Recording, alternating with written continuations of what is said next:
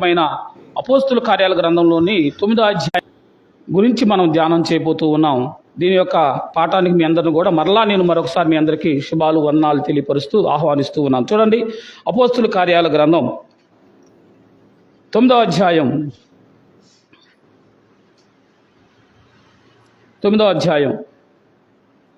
22వ వచనం, క్షమించండి, మొదటి వచనం నుంచి 19 వచనాల వరకు మనం చూస్తాం. అయితే అతడి యొక్క మార్పు మనం 3వ వచనంలో చూద్దాం. 9వ అధ్యాయం 3వ వచనం. అతడు ప్రయాణము చేయుచు దమస్కు దగ్గరకు వచ్చినప్పుడు అకస్మాత్తుగా ఆకాశము నుండి ఒక వెలుగు అతని తట్టు ప్రకాశించెను. అప్పుడు అతడు నేల మీద పడి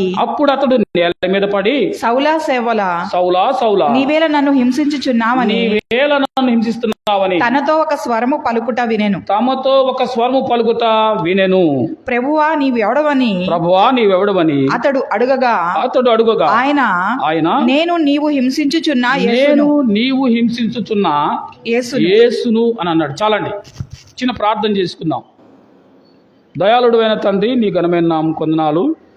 ఈ సమయంలో పౌలు జీవితంలోని నా ప్రభువా కొన్ని సంగతులు మేము ధ్యానం చేయుచుండగా నీ ప్రభువా జ్ఞానాన్ని మాకు దయచేసి మనుషుణ్ణి మరుగు చేసి మాతో మీరు మాట్లాడమని యేసుక్రీస్తు నామములో అడుగుతున్నాను తండ్రి, ఆమేన్. ప్రియులారా, మనం ఇప్పటివరకు పౌలు జీవితం చెప్పుకున్నాం కదా. పౌలు ధర్మశాస్త్రం యొక్క ఆ విధిలో ఉండి క్రైస్తవులు హింసిస్తున్న పరిస్థితుల్లో ఈ సౌలు ఏం చేశాడంటే బయలుదేరి క్రైస్తవులు హింసించడానికి అధికార పత్రాలు తీసుకొని బయలుదేరాడు. మార్గమధ్యంలో దేవుడు ఈ సౌల్ని దర్శించి సౌలుతో మాట్లాడుతున్నాడు. సౌలా నీవేళ నన్ను హింసిస్తున్నావు అంటే అప్పటి వరకు ఏం చేశాడు? సంఘాన్ని సౌలు హింసిస్తూ ఉన్నాడు. సౌలుకి అర్థం కాక నీవెవడో ప్రభువా అని అడుగుతున్నప్పుడు నీవు హింసిస్తున్న యేసును నేనే అని అంటున్నాడు. అంటే అక్కడ తన బిడ్డలైన వారిని ఏం చేస్తున్నాడు? సౌలు హింసిస్తున్నాడు. దేవుడు ఏమంటున్నాడు? తన బిడ్డలకి కలిగే హింస యేసు ప్రభు వారు ఏమంటున్నాడు? నన్ను హింసిస్తున్నారు అని అంటున్నాడు. ఇది పాయింట్ జాగ్రత్తగా మీరు అర్థం చేసుకోవాలి.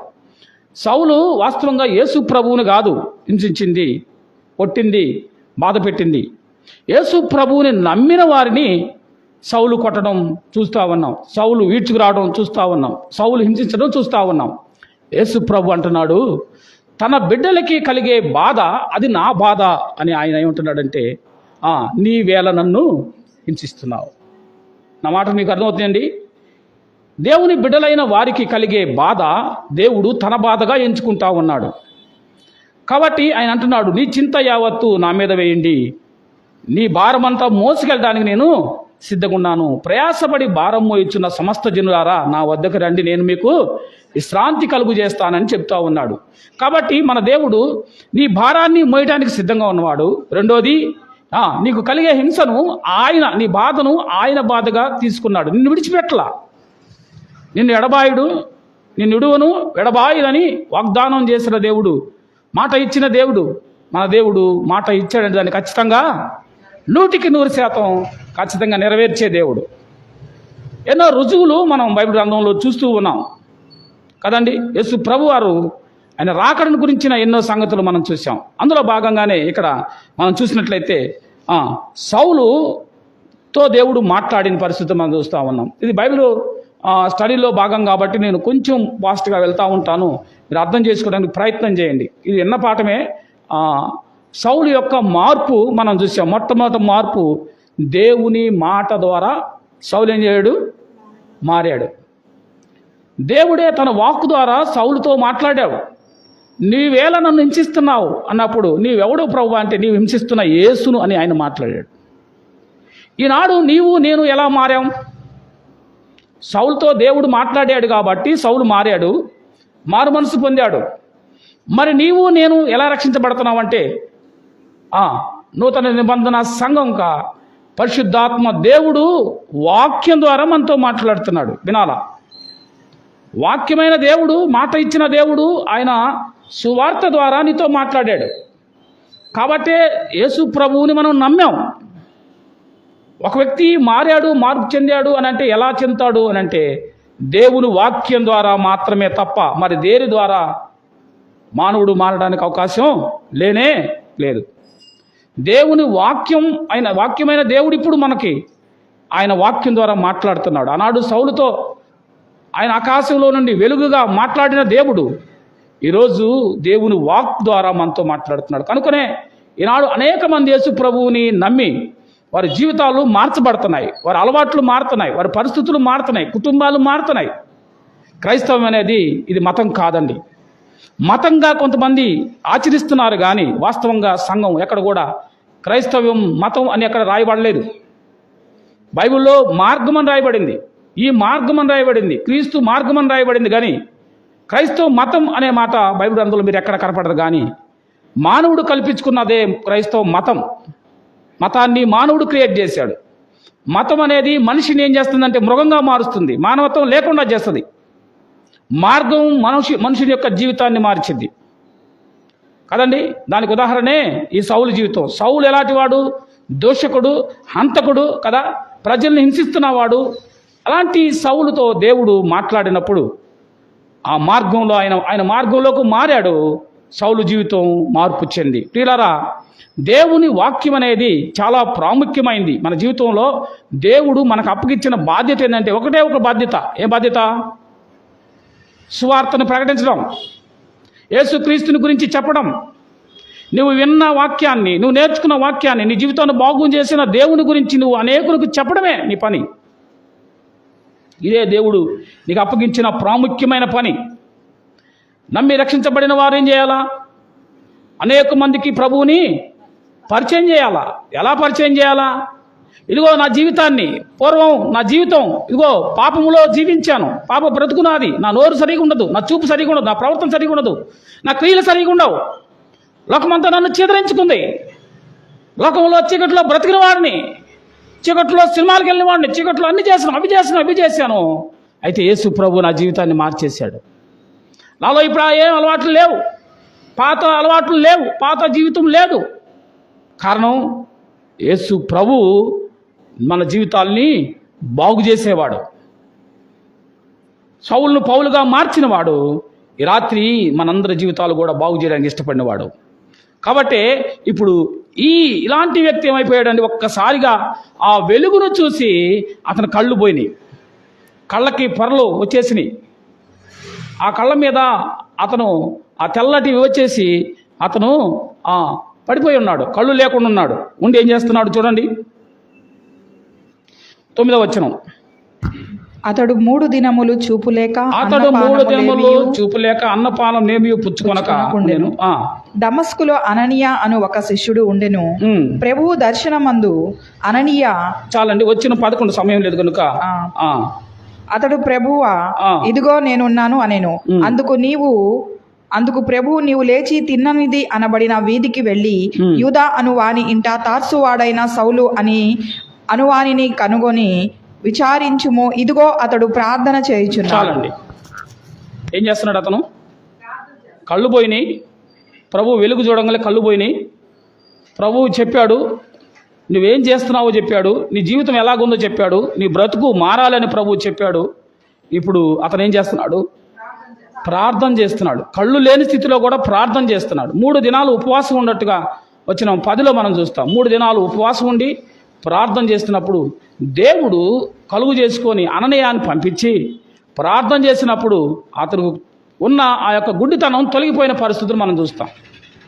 ప్రియులారా, మన దేవుడు విడిచిపెట్టే దేవుడు కాదు. మన దేవుడు మనల్ని కక్ష తీర్చుకునే దేవుడు కాదు.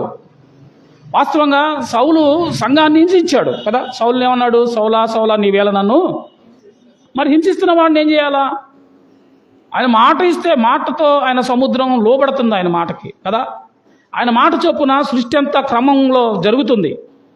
అలాంటి శక్తిమంతుడైన దేవుడు సౌలు దేవుణ్ణి హింసిస్తున్నా కానీ దేవుడు ఏం చేశాడు? సౌలుని క్షమించి మార్చాడు. నేను ఎంత ఘోర పాపిమైనా మన దేవుడు ఏం చేశాడు? ఆయన కోరుకుంటున్న దేవుడు. పాపుల కొరకే నేను వచ్చాను కానీ ఆరోగ్యవంతుల కొరకు రాలా, రోగుల కొరకే వచ్చాను. పాపుల కొరకు ఆయన పాపుల రక్షకుడుగా వచ్చాడు. కాబట్టి ఇప్పుడు ఆ పౌలు జీవితం మార్పులో మొదటి ఘట్టం ఆయన అననీయ చేత ప్రార్థన చేయబడి ఆ కోల్పోయిన కళ్ళు మళ్ళా వచ్చి వెంటనే అతను బయలుదేరి దేవుని గురించిన సంగతులు చెప్పడానికి ముందుగా ఏం చేశాడంటే మొట్టమొదట అతడు ఏం చేశాడు? 3 దినాలు గుర్తుపెట్టుకోండి, ఉపవాసం ఉన్నాడు. 2 ప్రార్థన చేశాడు. 3 వచ్చిన 18 చూద్దాం. అప్పుడే అతని కన్నుల నుండి వరల వంటి రాలగా దృష్టి కలిగి లేచి బాప్తీసం పొందాడు. ఏమయ్యాడు? అతని పాపాలు ఒప్పుకొని విడిచిపెట్టి మారు మనసు పొంది ఇప్పుడు బాప్తీసం పొందాడు. పౌలు జీవితంలోని మార్పులో మొదటి సంగతి మనం చూసాం. ఇదే పరిస్థితి మనం 22వ అధ్యాయం 5వ వచనం చూద్దామండి. అపోస్తుల కార్యాల గ్రంథం 22వ అధ్యాయం 5వ వచనంలో కూడా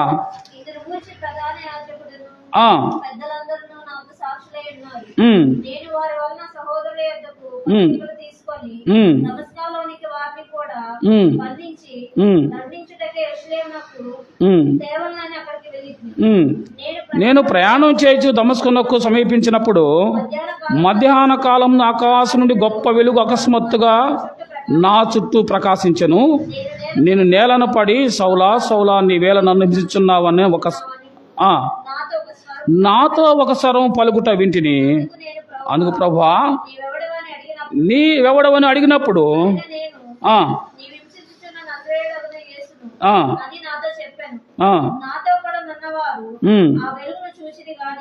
చాలండి. వచ్చిన 15 కూడా చూద్దాం. నువ్వు కన్న వాటిని గురించి విన్న వాటిని గురించి సకల మనుషుల ఎదుట ఆయన సాక్షివైందువు గనుక నువ్వు తడవ చేయట ఎందుకు? లేచి ఆయన నామమును బట్టి ప్రార్థన చేసి బాప్తీసం పొంది నీ పాపములు కడిగి వేసుకోనమని చెప్పాను. చాలండి. అక్కడేమో జరిగిన సంగతి అంతా మన కళ్ళ ముందు మనం జరుగుతూ ఉంది, చూస్తూ ఉన్నాం. ఇక్కడ కూడా ఏమంటున్నాడు? ఇక్కడ సాక్ష్యం చెప్తా ఉన్నాడు. అతడి జీవితంలోని మార్పును గురించి ఇది 2వ సాక్ష్యం. అదే సంగతి మళ్ళా చెప్తున్న పరిస్థితులు మనం చూస్తాం. 5 చోట్ల మీకు ఉంది. 5 విషయాలు మీకు చెప్పి నేను ముగిస్తాను. మరలా చెప్తున్నాడు. ఎవరు చెప్తున్నాడు అని చూస్తే వచ్చిన 22 సహోదరులారా, తండ్రులారా, నేను ఇప్పుడు మీ ఎదుట చెప్పు సమాధానం ఆలకించుడి. అతడు హెబ్రీ భాషలో మాట్లాడుట వారు విని ఎక్కువ నిశ్శబ్దంగా ఉండి అతని యొక్క సాక్ష్యం విన్నాడు. 22వ అధ్యాయంలో పౌలు యొక్క సాక్ష్యం మనం చూస్తామండి. 5వ వచనం నుండి మనం 16వ వచనం వరకు పౌలు చెప్పిన సాక్ష్యం చూస్తాం. అక్కడేమో అపోస్తుల కార్యం 9వ అధ్యాయంలో 3వ వచనం నుండి సౌలు యొక్క పరిస్థితులు మనం చూసాం కదా. ఇప్పుడేమో అపోస్తుల కార్యం 22వ అధ్యాయంలోని 5 నుండి 16 వరకు మనం చూస్తాం. ఇంకొక చోట కూడా మనం చూద్దాం. 26వ అధ్యాయంకి వెళ్దామండి. 26, 12. 26వ అధ్యాయం 12వ వచనంలో ఈ మాటలు మనం చూద్దాం. అందు నిమిత్తము నేను ప్రధాన యాజకుల చేత అధికారమును ఆజ్ఞయు పొంది దమస్కునకు పోచుండగా రాజా మధ్యాహ్నమందు నా చుట్టూ నాతో కూడా ఉన్నవారి చుట్టూను ఆకాశం నుండి సూర్య కాంతి తేజస్సు కంటే మిక్కిలి ప్రకాశమైన ఒక వెలుగు త్రోవలో ప్రకాశించుట చూచి తిని మేమందరము నేలపడ్డప్పుడు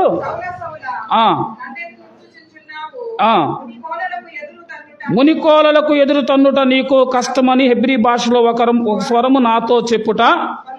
ఏమండి, ఇది 3వ సాక్ష్యం. దీంట్లో ఒక మాట, ప్రత్యేకమైన మాట మనకు కనిపించి 9వ అధ్యాయంలో 22వ అధ్యాయంలో కనపడింది. ఇప్పుడు 26వ అధ్యాయంలో 14వ వచనంలో మాట చూసి ఏమంటున్నాడు? మునికోలలకు ఎదురు తన్నుట నీకు కష్టమని. కాబట్టి ఇక్కడ సౌలు ఏం చేస్తున్నాడు? మునికోల కర్రకు ఎదురవుతున్నాడు. మునికోల కర్ర అంటే ఐడియా ఉందా? ఏమండి, మునికోల కర్ర అంటే ఆ కర్రకు ఆ ఎదురు పక్క అంతా కూడా ఒక బడిసిలాగా సన్నగా పెన్సిల్ లాగా చెక్కబడి ఉంటుంది. దానికి ఎదురుకెళ్ళితే ఏమవుతాం? గుచ్చుకొని మన చావే వచ్చింది కదా, మనకే గాయమైంది కదా. కాబట్టి యేసు ప్రభువుకి వ్యతిరేకంగా, ఆయన సువార్తకు వ్యతిరేకంగా, ఆయన బిడ్డలకు వ్యతిరేకంగా చేసే ప్రతి పని కూడా ఏమన్నాడు ప్రభు ఇక్కడ? మునికోల కర్రకు ఎదురు తన్నుట. నువ్వు ప్రయత్నం చేస్తున్నావు అనుకో. ఈరోజు భారతదేశంలో అనేక చోట్ల సువార్తను అడ్డగించే పనులు మనం చూస్తూ ఉన్నాం. వారు తెలియక యేసు ప్రభు నమ్మిన బిడ్డలని, సువార్త చెప్పేవారిని, వాక్యం చెప్పేవారిని అడ్డగిస్తున్న పరిస్థితులు మనం చూస్తాం. కారణం ఏంటంటే వారికి యేసు ప్రేమ తెలియదు, యేసు దేవుని గురించి దైవత్వం తెలియదు. కనుక వాళ్ళు ఏం చేస్తున్నారు, వారు మునికోల కర్రకు ఎదురవుతున్నారంటే ఒక అర్థం ఉంది. కానీ చిన్నతనం నుండి యేసు ప్రభువుని గురించి విని మనం ప్రార్థనకు వెళ్తూ మనం ప్రభువుని నమ్మి కూడా ఇంకా దేవుని బిడ్డలైన వారి ఎడల మనం ఎలా ఉండాలా? ఏమండి, దేవుని సేవకుల ఎడల, సేవకురాలి ఎడల ఎలా ఉండాలా? చాలా జాగ్రత్తగా ఉండాలా కదా. ఎందుకు ఏమంటున్నాడు? సౌలా సౌలా నీవేళ అంటే దేవుని బిడ్డలను హింసిస్తే దేవుని హింసించినట్టే. సోదరుడా సోదరి, జాగ్రత్తగా మీరు ఆలకించాలని కోరుతూ ఉన్నాను. దేవుని పనిలో దేవుడు నమ్మకంగా వాడుకునే సందర్భాల్లో కొంతమంది అజ్ఞానులు అవమానిస్తారు, హేళన చేస్తారు, ఇబ్బంది పెడతారు. దానివల్ల వాళ్ళకి ఎంత కీడు జరిగిద్దో వాళ్ళకి తెలియదు. ఓ సందర్భంలో నేను సేవకురాలు చిన్నగంజాంలోకి వాక్యం చెప్పడానికి వెళ్ళినప్పుడు అక్కడ కొంచెం ఇబ్బందులు చూసాం. హైందవ మతంలో నుంచి వచ్చిన వ్యక్తిని అవమానించారు. వీళ్ళు క్రైస్తవులే, చిన్నతనం నుంచి ప్రార్థనకి వెళ్ళే వాళ్లే, కానీ వాళ్ళు అవమానించారు. ఏమేమి తక్కువ కాదు. మన పుట్టుకతో మా తాత ఆదాం, మా తల్లిదండ్రులు, మేము కదా, మనందరం కూడా ఎప్పటి నుంచో యేసు ప్రభు నమ్మాం. కానీ వాళ్ళు అలా నమ్మలా. షేక్ జమీర్ ఉన్నిసా, షేక్ మస్తాన్ తండ్రి. ఇది మీ సేవకురాలు యొక్క బయోడేటా. ఎక్కడ నేర్చుకుందో తెలుసా చదువు? మొట్టమొదట పుట్టుకతోనే, పసితనంలోనే హజరత్లు అంటారు వాళ్ళని, హజరత్. వాళ్ళ దగ్గర హిబ్రూ భాష, ఏమండి, హిబ్రూ భాష నేర్చుకున్నది. హిబ్రూ భాష వచ్చు, అలాగే హిందీ వచ్చు, ఇంగ్లీష్ వచ్చు, తెలుగు వచ్చు, ఉర్దూ వచ్చు. ఖురాన్ అంతా కష్టపడి చదివి నేర్చుకుని ఖురాన్ గురించి ఎన్నో సంవత్సరాల పాటు ఉపవాసాలు ఉండి నిష్ఠాగరిష్టమైన కుటుంబంలో పుట్టి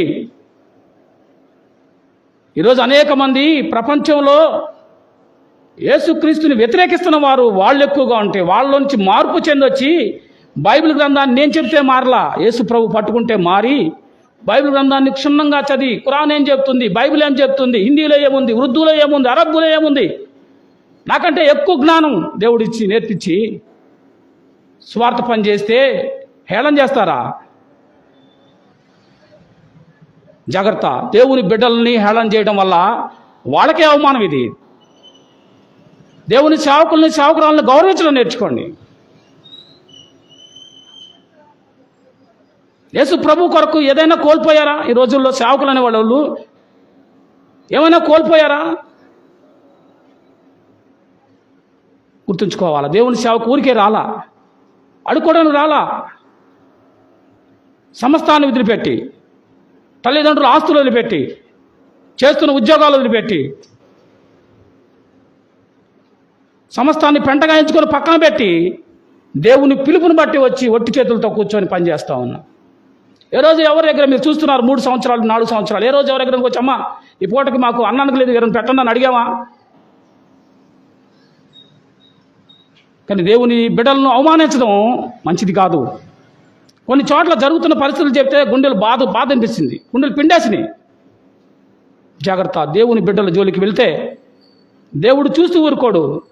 తన బిడ్డల గురించి సౌలుతో ఏమన్నాడు? సౌలా సౌలా నీవు నన్నేలా హింసిస్తున్నావు.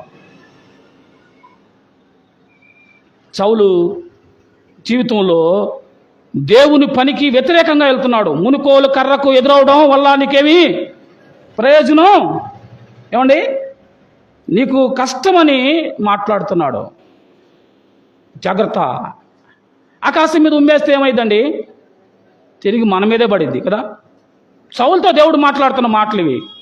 నువ్వు ఏం చేస్తున్నావు తెలుసా? జీవం కలిగిన దేవుని యొక్క పనిని ఆటంకపరుస్తున్నావు, దేవుని బిడ్డల్ని ఆటంకపరుస్తున్నావు.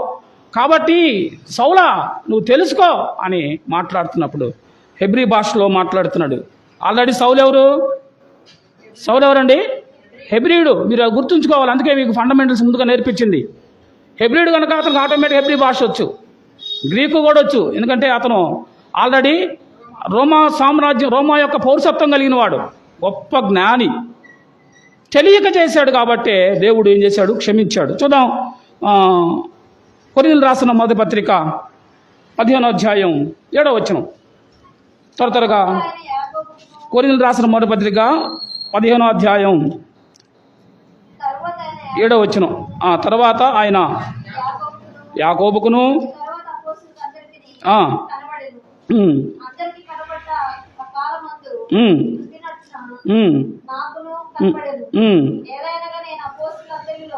ఏలయనగా నేను అపోస్తులందరిలో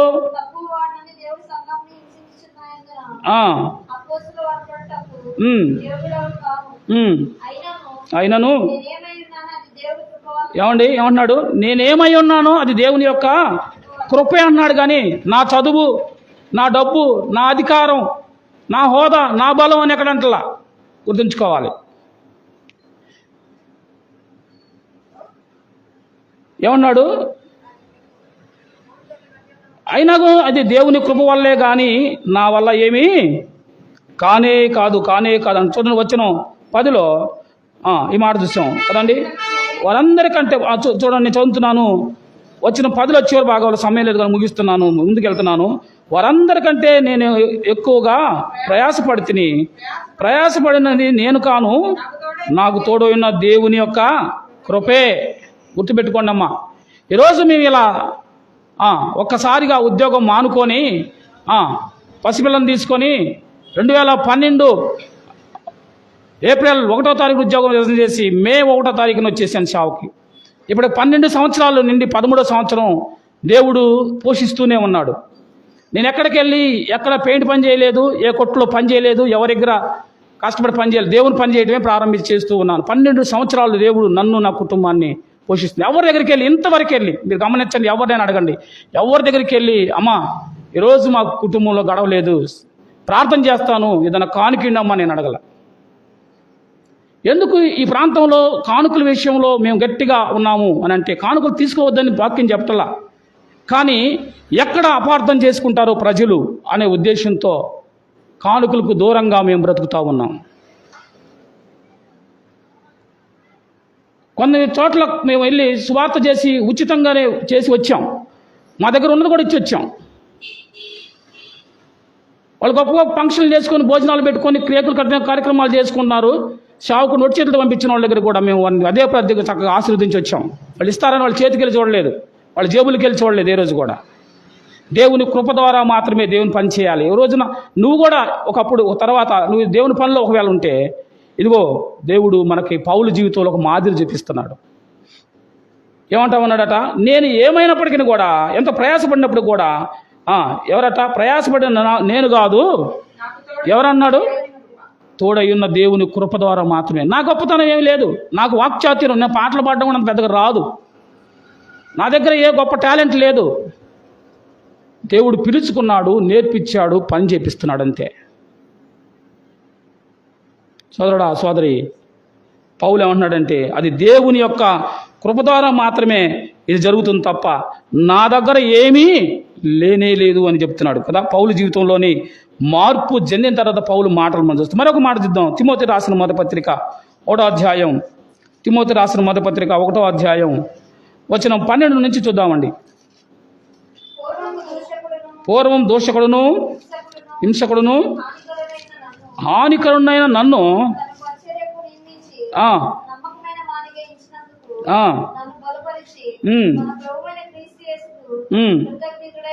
చాలండి. ఏమన్నాడు? పూర్వం నేను దూషకుడును, రెండోది హింసకుడును, మూడోది హానికరుడై ఉన్నాను. పౌలు తన గురించి తన జీవితంలో ఏది దాచుకొని గొప్పలు చెప్పుకోవట్లా. ఏం చెబుతున్నాడు? నేను దోషకుడును, హింసకుడును, హానికరుడును. ఇవన్నీ ఎక్కడ చేశాడు? యెరూషలేములో సంఘం పట్ల, యేసుక్రీస్తును నమ్మిన వారి పట్ల, దేవుని బిడ్డల పట్ల, వాక్యం పట్ల, సంఘం పట్ల అజ్ఞానంగా ప్రవర్తించాను. యెరూషలేములో సంఘాన్ని హింసించాడు, సువార్తను ఆపేశాడు, ప్రజల్ని తోలేశాడు. ఇవన్నీ ఏం చేస్తున్నాడు? మరలా ఒప్పుకుంటూనే ఉన్నాడు. ఇది ఎన్నోసారి? ఏమండి? 5వ సారి. అవునా? 9వ అధ్యాయంలో ఒకసారి, 22 అధ్యాయంలో ఒకసారి, 26 అధ్యాయంలో ఒకసారి కదా, కొరింథీయులకు రాసిన మొదటి పత్రిక 15 అధ్యాయంలో ఒకసారి, ఇప్పుడు తిమోతి రాసిన మొదటి పత్రిక 1 అధ్యాయంలో ఎన్నోసార్లు చెప్తున్నాడు? 5 సార్లు పౌలు జీవితంలోని సంఘటనని పదే పదే తన సాక్ష్యాన్ని ప్రజల ముందు చెప్తూనే ఉన్నాడు. చూడండి తర్వాత వచనంలో, మరియు మన ప్రభు యొక్క కృపయు క్రీస్తు యేసు యొక్క విశ్వాసమును ప్రేమయు అత్యధికంగా విస్తరించెను. పాపును రక్షించుటకు క్రీస్తు యేసు లోకమునకు వచ్చినను. వాక్యము నమ్మదగినదియు పూర్ణ అంగీకారం యోగ్యమైనది అయినది. అట్టి వారిలో నేను ప్రధానుడును. అయినను నిత్య జీవము నిమిత్తము తానును హింసించబోవు వారికి నేను మాదిరిగా ఉండులాగున యేసుక్రీస్తు తన పూర్ణమైన దీర్ఘశాంతము ఆ ప్రధాన పాపిన నాయందు కనబరిచినట్లు నేను కనికరింపబడి తిని. చాలండి, ఏమంటున్నాడు? వాస్తవంగా చాలా కోపిష్టి నేను, వాస్తవంగా నేను దోషకుడును, హింసకుడును, హానికరును. అలాంటి వాడిని నన్ను ఏం చేశాడు ప్రభువట? చూడండి, నేను కనికరింపబడ్డాను. ఎందుకు? ప్రధాన పాపినైన నాయందు కనికరం చూపున్నట్లు నేను కనికరింపబడ్డాను. యుగాల్లో రాజయ్యుండి మనం చూసినట్లయితే నేను మాదిరిగా ఉండాలి. ఏమన్నాడు? నేను ఎలా ఉండాలట? నేను దేవుని పనికి, దేవుని పరిచర్య చేయడానికి మాదిరిగా ఉండాలి. కాబట్టి నాలో ఉన్న ఆ హింసకుడు, ఆ దోషకుడు, ఆ హానికరుడు ఏమైపోవాలా? క్రీస్తుతో కూడా సమాధి చేయబడ్డాలా? కాబట్టి ఇప్పుడు ఏం చేయాలా? నేను మాదిరిగా ఉండులాగున వచ్చిన 16లో యేసుక్రీస్తు తన పూర్ణమైన దీర్ఘశాంతము ఆ ప్రధాన పాపినైన నాయందు కనపరిచాడు. నాకు ఈ దీర్ఘశాంతం, ఈ ఓర్చుకునే తత్వం, ఈ సహించే తత్వం ఎక్కడి నుంచి వచ్చినట్టున్నారు అని చూస్తే యేసుక్రీస్తు తన పూర్ణమైన దీర్ఘశాంతం నాకు ఇచ్చాడు. కాబట్టే నేను మాదిరిగా ఉండగలుగుతున్నాను. దేవుని బిడ్డలైన వారు ఎలా ఉండాలట? ఏమండి చెప్పాలి? దేవుని బిడ్డలు అనేకులకి మాదిరిగా ఉండాలి. మన మాటల్లో, మన చూపుల్లో, మన క్రియల్లో, మన ప్రవర్తనలో, మన సమస్తంలో కూడా ఎలా ఉండాలట?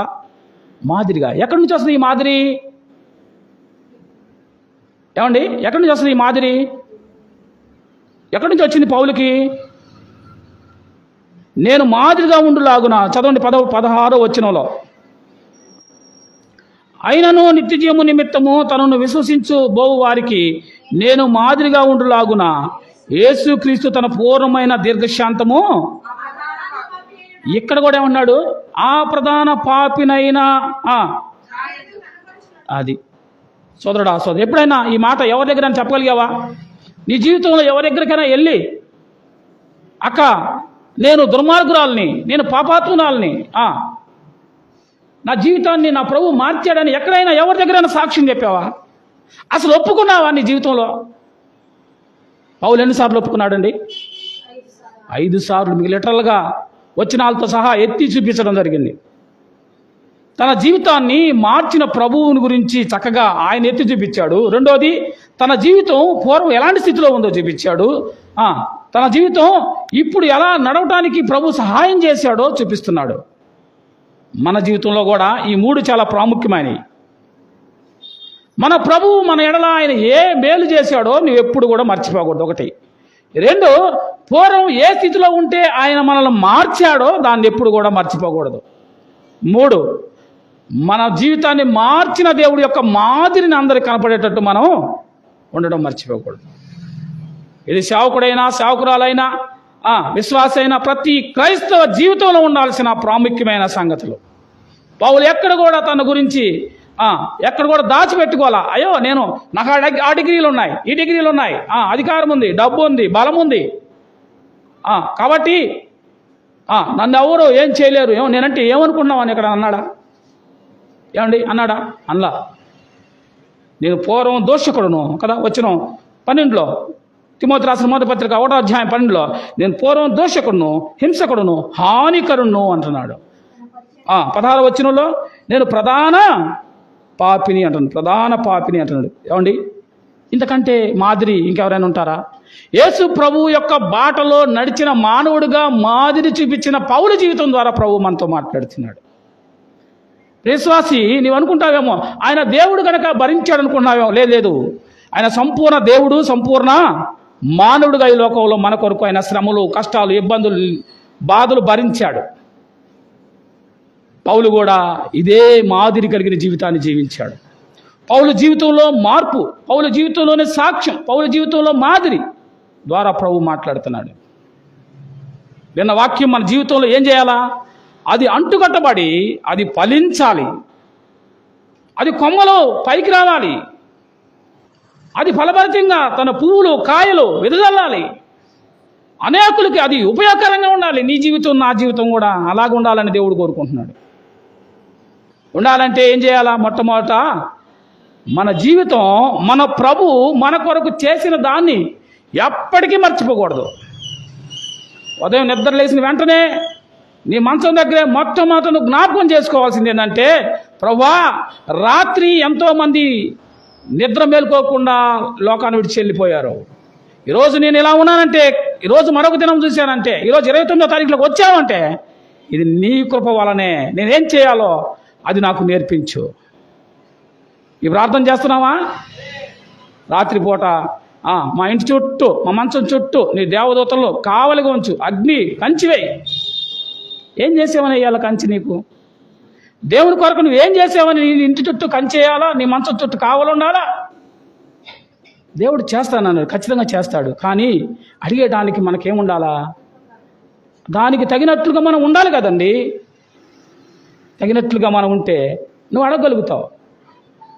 అడగడానికి, అమ్మా నీ దగ్గర ఎవరైనా అప్పు తీసుకొని ఒకసారి తీసుకున్నారు, ఎగ్గొట్టారు, మళ్ళా వచ్చి అయ్యో ఇబ్బంది అయిపోయింది, కష్టంగా హాస్పిటల్కి వెళ్ళాలని మళ్ళా ఇచ్చావు, అయిపోయింది, మళ్ళా ఇచ్చావు, రెండోసారి మళ్ళీ ఎగ్గొట్టారు, మళ్ళీ మూడోసారి ఇచ్చావు, మళ్ళీ ఎగ్గొట్టాడు, నాలుగోసారి రావాలంటే ఏం చేయాలా? వాళ్ళు ఇస్తారా ఈరు తర్వాత సంగతి, ముందు నీకేముండాలా? అడగడానికి కనీసం అక్కడ మీరేమని పెట్టుకోండి. యేసు ప్రభువుని కూడా ఆయన అనేక సార్లు మన జీవితంలో, నేను 3 సార్లు చెప్పాను, ఆయన 100 సార్లు వాక్యం ద్వారా మనతో మాట్లాడాడు. మన జీవితం ఎలాగుండాలో, ఆయన ఏం చేశాడో, మనం ఏమై ఉన్నామో, ఆయన ఏమై ఉన్నాడో సమస్తాన్ని చెప్పినప్పుడు అనేక సార్లు మనం చేస్తామని చెప్పి 100 సార్లు మానుకున్న రోజులు ఉన్నాయి. ఉన్నాయంటారా లేవంటారా? ఖచ్చితంగా కదా. లోకస్తులు అయితే 3 సార్లు ఎగ్గొడితే ఇక ఇవ్వరు. కానీ యేసు ప్రభు ఏమన్నాడు? ప్రభువా, నేను ఎన్నిసార్లు క్షమించాలి? 7 సార్లా? 77 సార్లా? ఎన్నిసార్లు ఆయన క్షమించాడు దేవుడు. ఆయన క్షమిస్తాడు కదా అని చెప్పి నిర్లక్ష్యం చేయకూడదు. దానికి ఖచ్చితంగా ప్రతిఫలం ఉంటుంది. జాగ్రత్త. క్షమిస్తున్నాడు కదా అని చెప్పేసి లెక్క లేకుండా మనం ఏం చేయకూడదు? నిర్లక్ష్యం చేయకూడదు. నిర్లక్ష్యానికి మూల్యం ఉండేది. జాగ్రత్త సోదరుడా, సోదరి. పౌలు జీవితంలోని 5 సంగతులు మనం గుర్తుపెట్టుకున్నాం. కాబట్టి ఇంత సాక్ష్యం కలిగి ఉన్నాడు. కాబట్టి ఇప్పుడు పౌలు జీవితంలో దేవుడిచ్చే బహుమానం చూద్దాం. ఇప్పటి వరకు సాక్ష్యం చూసాం, ఇప్పుడు బహుమానం. ఏం బహుమానం ఇచ్చాడు అని చూస్తే చూడండి, వచనం రోమాపత్రిక 9వ అధ్యాయం 2వ వచనంలో ఆయన ఏమన్నాడండి? ఒకసారి దానిలోకి వెళ్ళే ముందు కొరింథీయులకు రాసిన మొదటి పత్రిక, క్షమించండి, అపోస్తుల కార్యం 9వ అధ్యాయంలో వచ్చిన ఆయన ఏమన్నాడు? నేను ఏర్పరచుకున్న సాధనం. కింద ఏముంది? సాధనం అంటే పాత్ర అని ఉంది. చూడండి ఫుట్నోట్లో పేజీ నెంబర్ 111 9వ అధ్యాయంలో 15వ వచనం అన్నాడు, ఇతడు నేను ఏర్పరచుకొని నా సాధనమై ఉన్నాడు అని పైన 2వ నెంబర్ వేసి కింద ఫుట్నోట్లో ఏమైనా ఉంది? 2వ నెంబర్ అండి, సరిగ్గా చూడండి. పాత్ర అయి, మీ బైబిల్లో ఒకటి ఉందా? కింద చూడండి మరి ఫుట్నోట్లో. ఇక్కడ వచ్చేసి ఇది వేర్లే, పాత్ర అయి ఉన్నాడు అని అన్నాడు కదా. ఏం పాత్ర? దేవుడు ఇతనికి ఏర్పాటు చేసిన పాత్రలు ఏంటి? 4 పాత్రలు మీకు చూపిస్తే ముగిస్తాను నేను. రోమాపత్రిక ఇప్పుడు వెళ్దాం. రోమాపత్రిక 9వ అధ్యాయం 21వ వచనం. రోమాపత్రిక 9వ అధ్యాయం 21వ వచనం. ఒక ముద్దలో నుండి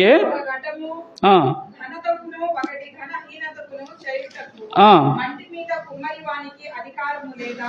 ఆ, అలాగూ ఉమ్, దేవుడు తన ఉగ్రతను అగపరచుటకును ఉమ్, ప్రభావమును చూపుటకును ఉమ్, నిశ్చయించిన వాడై ఉమ్. నాశనమునకు సిద్ధపడి చాలండి.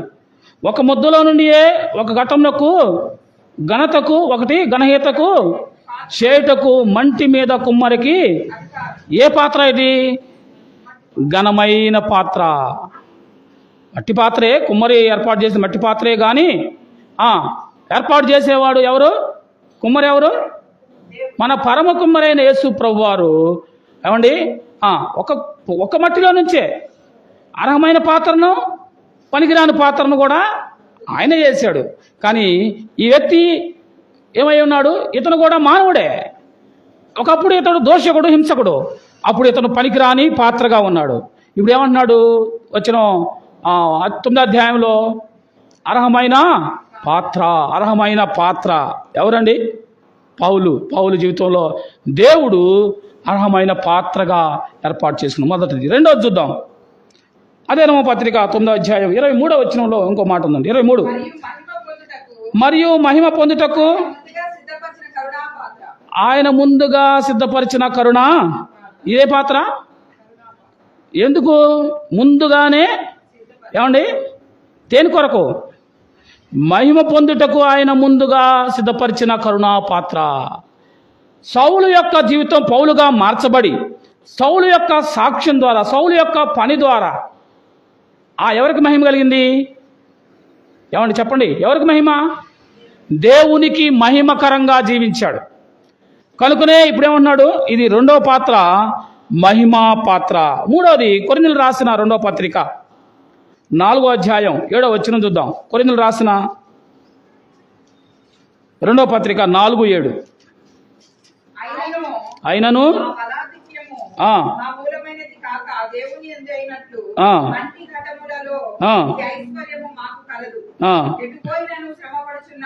మంటి ఘటము అనే పాత్ర. మూడోది ఏంటి? మంటి ఘటం అనే పాత్రగా దేవుడు పౌలుని ఏర్పాటు చేసుకున్నాడు. మూడో పాత్ర మంటి ఘటం అనే పాత్ర. మంటి ఘటము లేక పాత్ర అని కొరింథీయులకు రాసిన 2వ పత్రిక 4:7లో చూస్తాం. 4వ పాత్ర కూడా చూసుకొని మనం ముగించుకున్నాం. తిమోతి రాసిన 2వ పత్రిక 2వ అధ్యాయం 20వ వచనం. తిమోతి రాసిన 2వ పత్రిక 2వ అధ్యాయం 21వ వచనం.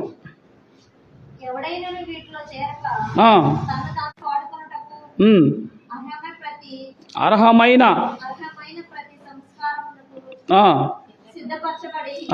చాలండి. ఇదే పాత్ర.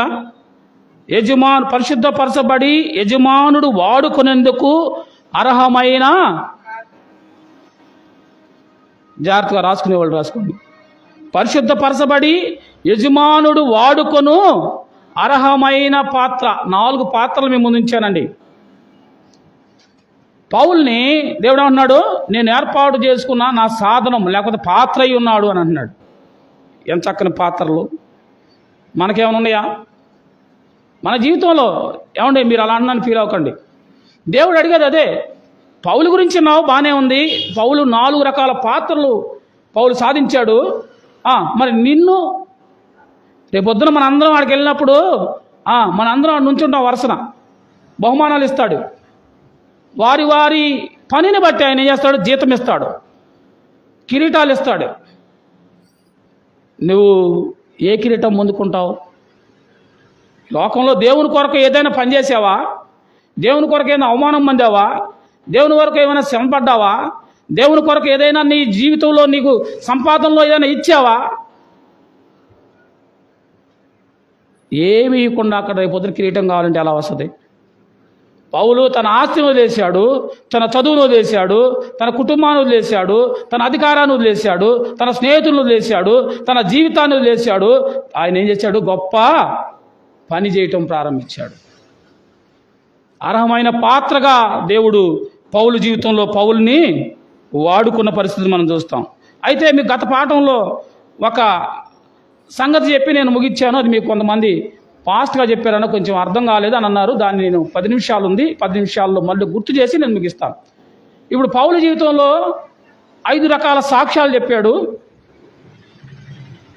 తర్వాత పౌలు జీవితంలో అర్హమైన 4 పాత్రలుగా వాడుకున్నాడు. మూడోది, దీని ద్వారా పౌలు యొక్క సాక్ష్యాన్ని బట్టి దేవుడు 7 సార్లు పౌలుకి తను తాను కనపరుచుకున్నాడు. ఎన్నిసార్లు? 7 సార్లు. గత పాఠంలో గుర్తు చేశాను, మరలా గుర్తు చేస్తాను. అపోస్తుల కార్యాల గ్రంథం 9వ అధ్యాయం 4వ వచనంలో, అపోస్తుల కార్యాల గ్రంథం 9వ అధ్యాయం 4వ వచనంలో, ఇక్కడ మనం ఆల్రెడీ చదివింది ఏందాక, దమస్కో మార్గంలో దేవుని యొక్క దర్శనం, దేవుడు దర్శించాడా లేదా? చూశాడా లేదమ్మా? చూడబట్టేగా కళ్ళు పోయినాయి అంటారా కాదంటారా? ఇది మొదటి దర్శనం. రెండోది పౌలు జీవితంలో అదే అపోస్తుల కార్యాల గ్రంథం 16వ అధ్యాయం 9-10 వచనాలు. అపోస్తుల కార్యాల గ్రంథం 16వ అధ్యాయం 9-10 వచనాలు. మాసిదోనియా దేశస్థుడు ఒకటి నిలిచి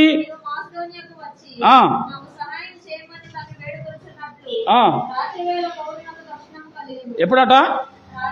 రాత్రి వేళ పౌలుకు త్రోయాలో, ఇదే ప్రాంతం అంటే త్రోయ అనే ప్రాంతంలో రెండవ దర్శనం యేసు ప్రభు చూశాడు. దేవుని దూతను చూసి దర్శనం ద్వారా పౌలు దేవుణ్ణి కనుగొన్న పరిస్థితి. రెండవ దర్శనం త్రోయాలో. మొదటిదేమో దమస్కో మార్గంలో, రెండవది త్రోయాలో. మూడవది అదే అపోస్తుల కార్యాల గ్రంథం 18వ అధ్యాయం 9వ వచనం. అపోస్తుల కార్యాల గ్రంథం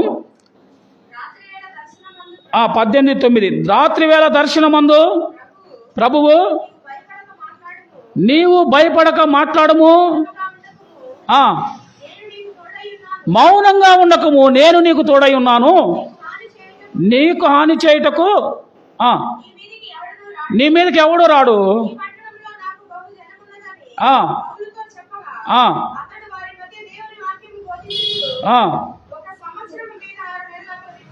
చాలండి. రాత్రి వేళ దేవుడు, ఇది ఏ పట్టణం అంటే కొరింథీ పట్టణం అండి. కొరింథీ పట్టణంలో దేవుడు రాత్రి వేళ దేవుడు 3వసారి పౌలుని దర్శించాడు. ఎన్నోసారి? 3వసారి. 4వసారి చూద్దాం. 22వ అధ్యాయం 17వ వచనంలో.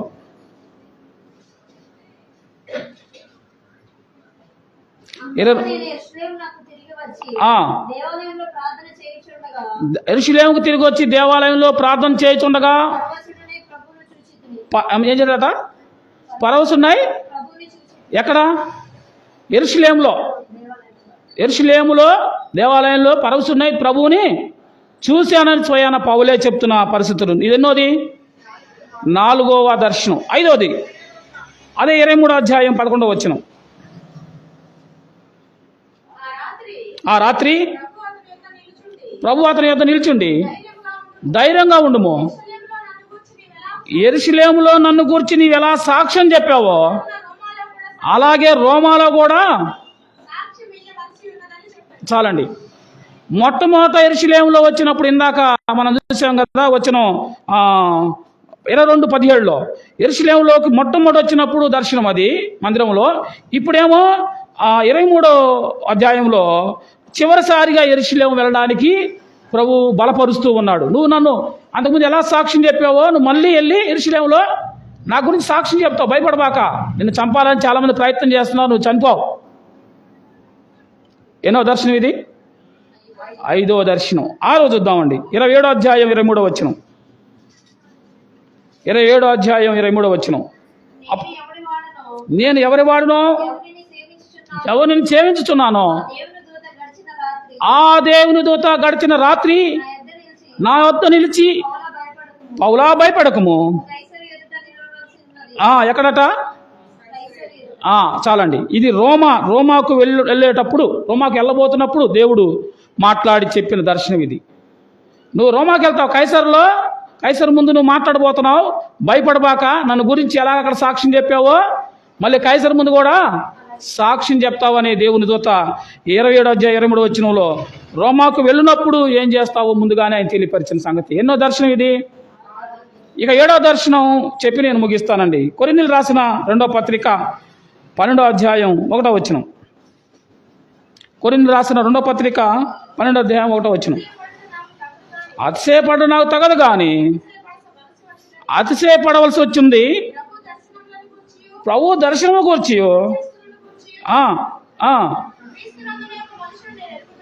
జాగ్రత్త వినాలి. క్రీస్తునందు ఒక మనుషుడు నేను ఎరుగుదును. అతడు 4 సంవత్సరముల కిందట 14 సంవత్సరముల కిందట మూడో ఆకాశంలో కొనిపోబడిననియో అతడు శరీరంతో కొనిపోబడినో నేను ఎరుగును. అతడు శరీరం లేక కొనిపోబడినో నేను ఎరుగును. అది దేవునికే తెలియను. అట్టి మనిషిని నేను ఎరుగును. అతడు పరదేశిలోకి కొనిపోబడి వచింప సఖ్యము గాని మాటలు వినెను. ఆ మాటలు మనుషులు పలకూడదు. చాలండి. పౌలు అంటున్నాడు, ఒక మనుషుడు నాకు తెలుసు, అతడు మూడో ఆకాశానికి వెళ్ళాడు. అతడు శరీరంతో వెళ్ళాడో శరీరం లేకుండా వెళ్ళాడో నాకు తెలియదు అని అంటున్నాడు. ఒకనొక టైంలో పౌల్ని కొట్టి పడేసి రాళ్ళతో కొట్టి చంపేశారు. పడిపోయాడు, చచ్చిపోయాడని వెళ్ళిపోయారు. ఆ సందర్భంలో పౌలు ఆ మూడో ఆకాశమైన పరలోకానికి కొనుపోబడి దేవుడు ఆ పరలోక పట్టణాన్ని చూపించి అతను మరలా తీసుకొచ్చాడని బైబిల్ పండితులు చెప్తా ఉన్నారు. ఒక మనుషుడు అన్నాడు కానీ నేను అనలే అక్కడ. కానీ బైబిల్ పండితుల అభిప్రాయం అతడు పౌలని. కాబట్టి ఇప్పుడు దీని ప్రకారం ఎన్నోసారి పౌలు దేవుడిని చూశాడండి? ఎన్నిసార్లు? 7 సార్లు. మొట్టమొదట ఎక్కడ చూశాడు? త్వరగా చెప్పండి. మొట్టమొదట దమస్కోలో, రెండోది త్రోయాలో, మూడోది కొరింథీలో, నాలుగోది యెరూషలేములో, ఐదోది చివరిసారి యెరూషలేంకి వెళ్ళేటప్పుడు, ఆరోది రోమాకి వెళ్ళేటప్పుడు, ఏడోది మూడో ఆకాశానికి మధ్య ఆకాశానికి కొనుకోబడిన విషయాన్ని గురించి 7 రకాలుగా దేవుడిని చూశాడు. గుర్తుపెట్టుకోండి.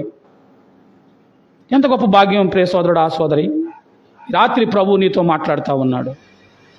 పౌలు జీవితంలోని ఆయన సాక్ష్యాన్ని మనం విన్నాం. ఎన్ని రకాలుగా సాక్ష్యం వినిపించాడు, ఎన్నిసార్లు రాశాడు అమ్మా సాక్ష్యం? 5 సార్లు 5 చోట్ల పౌలు సాక్ష్యాన్ని చూసాం. పాత్రగా వాడుకుంటానన్నాడు. అర్హమైన పాత్రలుగా 4 రకాల పాత్రగా ఆయన్ని దేవుడు చూపించాడు. 7 రకాల దర్శనాలు దేవుడు పౌలుకు చూపించాడు. ఎంత గొప్ప ధన్యత సోదరుడా, సోదరి.